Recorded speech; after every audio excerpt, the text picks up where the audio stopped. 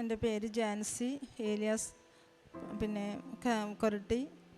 എനിക്കൊരു ഭവനം ഉണ്ടായിരുന്നില്ല, സ്വന്തമായിട്ടൊരു ഭൂമി ഉണ്ടായില്ല. അതിൽ വളരെ വിഷമമായിരുന്നു. പുറമ്പോക്കിലായിരുന്നു കുറേ നാളായിട്ട് കിടന്നിരുന്നത്. അങ്ങനെ എൻ്റെ ഭർത്താവ് വന്നു, ഇവിടെ വന്നു 2017 ഒരു ഉടമ്പടി എടുത്തു. അതിനുശേഷം ഞങ്ങളും നിരന്തരമായി ഞാൻ പ്രാർത്ഥിക്കാൻ തുടങ്ങി മാതാവിൻ്റെ അടുത്ത്. അതുവരെ ഞങ്ങൾക്ക് അതിനെപ്പറ്റി ഒന്നും അറിയില്ലായിരുന്നു. മാതാവിൻ്റെ അടുത്ത് ഇവിടെ വന്ന് വരാനോ ഒന്നും അറിയില്ലായിരുന്നു. ഇവിടെ വന്ന് അതിനുശേഷം ഞാൻ ആ പ്രാർത്ഥന എന്നും 5:30 മണിയാകുമ്പോൾ ഞാൻ ചെല്ലും. അങ്ങനെ മാതാവ് ഞങ്ങൾക്ക് അത്ഭുതകരമായ ഒരു ഭൂമി മേടിക്കാനും അതിൽ ആ ഭൂമിയിൽ ഒരു ഭവനം വയ്ക്കാൻ ഞങ്ങൾക്ക് എങ്ങനെ സാധിക്കും എന്ന് ഞങ്ങൾ വിഷമമായിരുന്നു. ആ ഭൂമിയിൽ ഒരു ഭവനം വയ്ക്കണം എന്ന് വളരെ ഒരു ആഗ്രഹം ഉണ്ടായിരുന്നു. എൻ്റെ മോനൊരു സ്വന്തമായിട്ടൊരു വീടില്ലാത്തതുകൊണ്ട് 32 വയസ്സായിട്ടും ഒരു വിവാഹം നടക്കാൻ പറ്റാതെ വിഷമമായിരുന്നു. അങ്ങനെ ഇരിക്കുമ്പോൾ എൻ്റെ മോന് ജോലിയൊന്നും ഉണ്ടായിരുന്നില്ല. അക്കൗണ്ടൻ്റായിട്ട് ഇരുന്ന് പഠിച്ചിരുന്ന ജോലി ചെയ്തിരുന്ന ഒരു ചെറിയ സ്ഥാപനത്തിൽ ആ ജോലി പോയി. അപ്പോൾ അങ്ങനെ വിഷമമായിരുന്നു എൻ്റെ മോൻ്റെ മുഖത്ത് നോക്കുമ്പോൾ എനിക്ക്.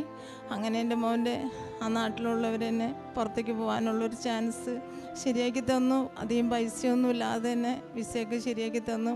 പോകേണ്ട പ്ലെയിൻ ടിക്കറ്റ് മാത്രം കിട്ടിയാൽ മതി. അങ്ങനെ എൻ്റെ മോൻ പുറത്ത് പോയി.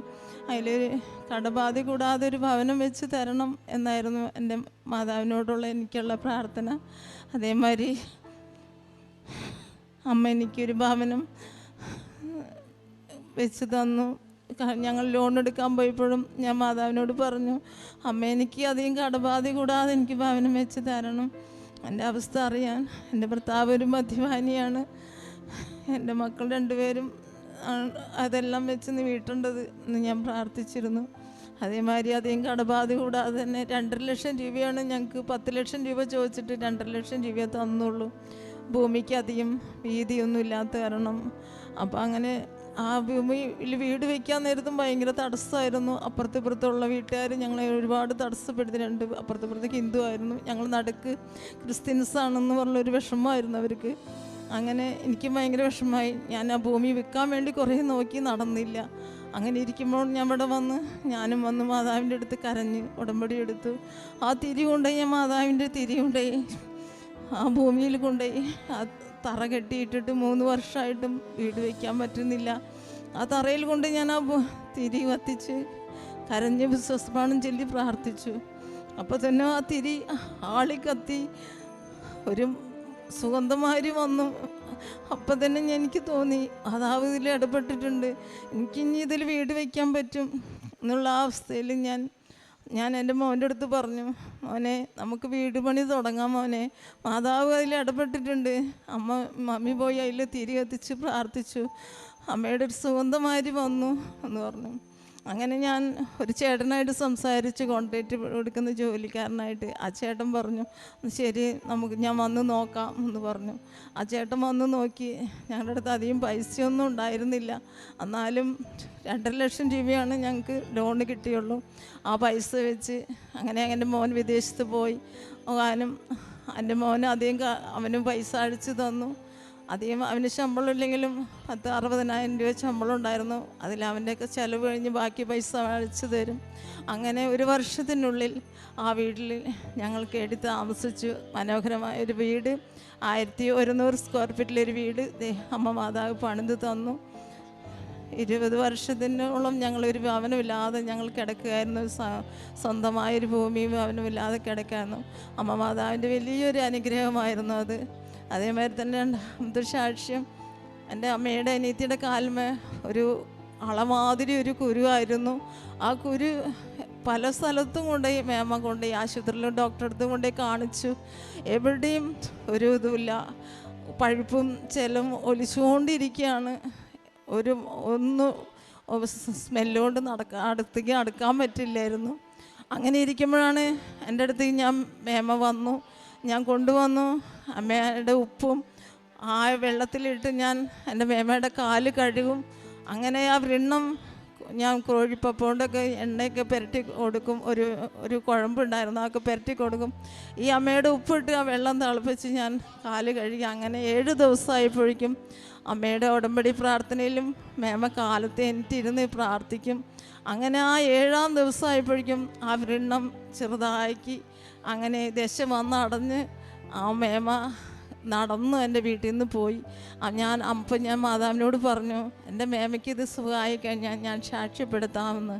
അതേമാതിരി എൻ്റെ മേമയ്ക്ക് സാക്ഷ്യപ്പെടുത്താൻ കുറച്ച് വൈകിപ്പോയി. ഇപ്പോൾ 3-4 വർഷത്തോളമായി സാക്ഷ്യപ്പെടുത്തിയതിന് മാതാവിനോട് ഞാൻ ക്ഷമ ചോദിക്കുന്നു.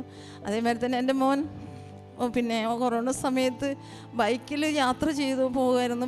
അന്ന് ബസ്സിന് കുറച്ച് ഇതായിരുന്നു, യാത്രയ്ക്ക് ട്രെയിനൊക്കെ ഇല്ലല്ലോ.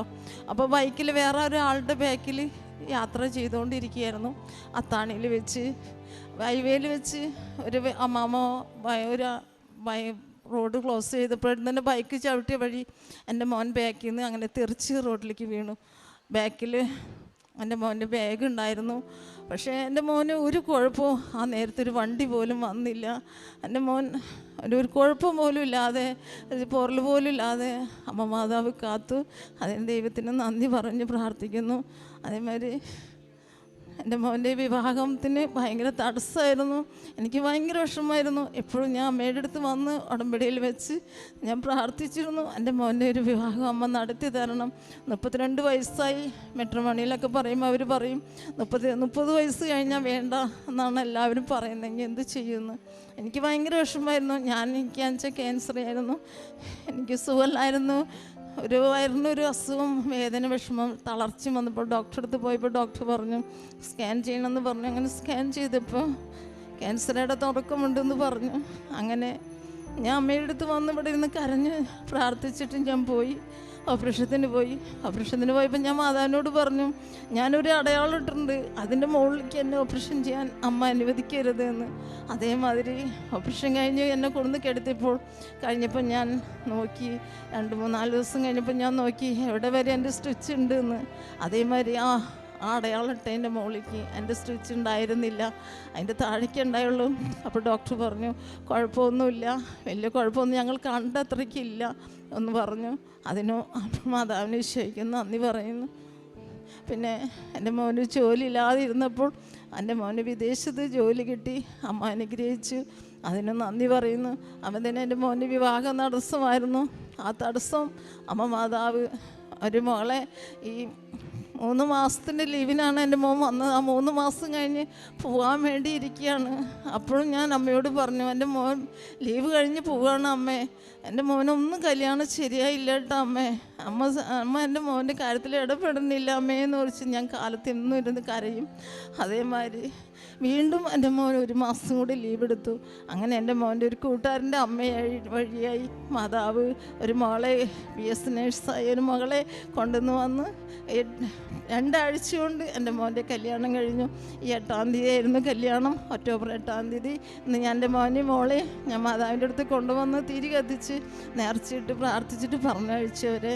അവർക്ക് എളുപ്പം പോകേണ്ട ഒരു ആവശ്യം ഉണ്ടായിരുന്നു, അത്യാവശ്യമായിട്ട്. അതുകൊണ്ട് അവർ പോയി. അതേമാതിരി അമ്മ തന്ന എല്ലാ അനുഗ്രഹങ്ങൾക്കും ഒത്തിരി ദൈവത്തിന് നന്ദി പറഞ്ഞ്